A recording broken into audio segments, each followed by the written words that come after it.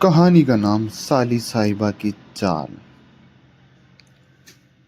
शादी को 3 साल हो चुके थे। रवि और पूजा की जोड़ी मोहल्ले में मिसाल मानी जाती थी।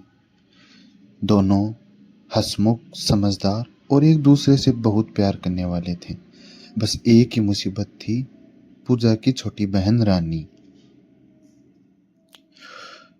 रानी हर छुट्टी में बहन के घर चली आती थी और आते ही घर का माहौल हंसी मजाक से भर जाता था। रवि भी खुश रहता था, मगर कभी कभी सोचता ये लड़की है प्यारी, पर जुबान ऐसी चलती है जैसे तेज रफ्तार ट्रेन। एक रविवार की सुबह रानी आई, बाल खुले, कान में झुमके और हाथ में एक बड़ा सा बैग। रवि ने दरवाजा खोला, बोला, आइए आइए महारानी जी, आपकी बाहर कितने दिन की छुट्टी है? रानी मुस्कुरा कर बोली, जीजा जी, जितने दिन आपकी बीवी मुझे बर्दाश्त कर ले। पूजा पीछे से बोली, मतलब पूरे हफ्ते की छुट्टी गई? और तीनों हंस पड़े। शाम को चाय पर रानी बोली, जीजा जी, आपने तो दीदी को शादी के बाद मोटा ही कर दिया है। रवि ने मुस्कुराते हुए कहा, अरे नहीं, मैंने तो बस खुश रखा है, अब खुशी अपने आप चेहरे पर दिखती है। रानी ने आंखें तरेरी, वाह, जवाब तो बढ़िया दिया आपने। पूजा झेंप गई, तुम दोनों हर बार मिलते ही लड़ने लगते हो। दिन गुजरते गए और रानी की शरारतें बढ़ती गई। कभी रवि की कॉफी में नमक डाल देती, कभी मोबाइल छिपा देती। रवि भी अब हार मानने वाला नहीं था। एक दिन उसने बदला लेने की ठान ली। अगले दिन सुबह सुबह रानी के बैग में उसने एक छोटा सा खिलौना सांप रख दिया। जैसे ही रानी ने बैग खोला, जोर जोर से आ है चिल्लाने लगी। पूरे घर में उसकी चीख गूंज उठी। पूजा दौड़ी आई, देखा तो रानी कुर्सी पर चढ़ी हुई थी और रवि नीचे हंस हंस कर लोटपोट।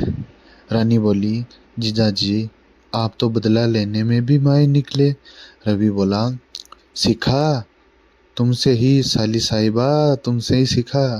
पर उसी रात एक मजेदार मोड़ आया। रवि मोबाइल पर काम कर रहा था, तभी रानी आई और बोली, जीजाजी, आपकी और दीदी की लव स्टोरी सुनाइए ना। रवि मुस्कुराया, अरे वो तो बड़ी सीधी सादी कहानी है, कॉलेज में देखा, पसंद किया और बस शादी हो गई। रानी बोली, दीदी ने बताया था कि आपने उन्हें पहले दिन देखकर ही कहा था तुमसे शादी नहीं की तो जिंदगी अधूरी रहेगी। रवि थोड़ा शर्मा गया, अरे वो तो मजाक में कहा था। रानी बोली, लगता है मजाक मजाक में दीदी का दिल जीत लिया आपने। इतना सुनते ही पूजा आई, बोली, क्या चल रहा है यहाँ? रानी बोली, दीदी, आपके जीजा जी तो अब भी उतना ही रोमांटिक बोलते हैं। पूजा ने शर्माते हुए कहा, रानी, तू ज्यादा बात न कर। पर रवि के चेहरे पर मुस्कान थी, क्योंकि उसे पता था कि रानी की बातों से पूजा थोड़ी सी जलन महसूस कर रही है। अगले दिन पूजा ने रवि से थोड़ी नाराजगी दिखाई। तुम और रानी बहुत बातें करते हो आजकल। रवि ने मुस्कुरा कर कहा, अरे वो तो बच्ची है, हमारी छोटी बहन जैसी। पूजा बोली, हाँ, लेकिन तुम दोनों की बातें सुनकर लगता है जैसे तुम दोनों ही दोस्त हो, मैं बीच में हूँ। रवि ने धीरे से उसका हाथ थामा, पगली, वो तो बस हंसी मजाक है, मेरा दिल तो बस तेरे पास है हमेशा से। पूजा की आंखों में मुस्कान लौट आई, मगर रानी ने सब सुन लिया। अगले दिन सुबह उसने दोनों के लिए चाय बनाई और कहा, जीजा जी, दीदी को अब कोई गलतफहमी न रहे, इसलिए आपकी चाय में मैंने प्यार की मिठास बढ़ा दी है। रवि बोला, मतलब फिर से नमक? रानी बोली, नहीं, आज सिर्फ शक्कर और थोड़ा सा पछतावा। पूजा बोली, क्यों पछतावा? रानी बोली, क्योंकि मुझे एहसास हुआ कि तुम दोनों की जोड़ी सच में परफेक्ट है। मैं तो बस मस्ती करती थी, मगर तुम दोनों एक दूसरे के लिए बने हो। तीनों हंस पड़े। रवि बोला, तो अब साली साहिबा अगली बार कोई शरारत मत करना। रानी बोली, अगली बार नहीं, अगली शादी में जब मेरी होगी आप दोनों को बुलाऊंगी, फिर जीजा जी आप मेरी शादी में जितनी मस्ती चाहे कर लेना।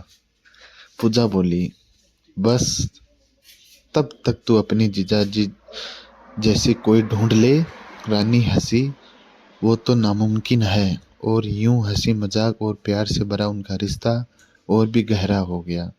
रानी चली गई, लेकिन जाते जाते बोली, दीदी अपने जीजाजी का ख्याल रखना, ये ज़्यादा अच्छे हैं तभी तो सबको भा जाते हैं।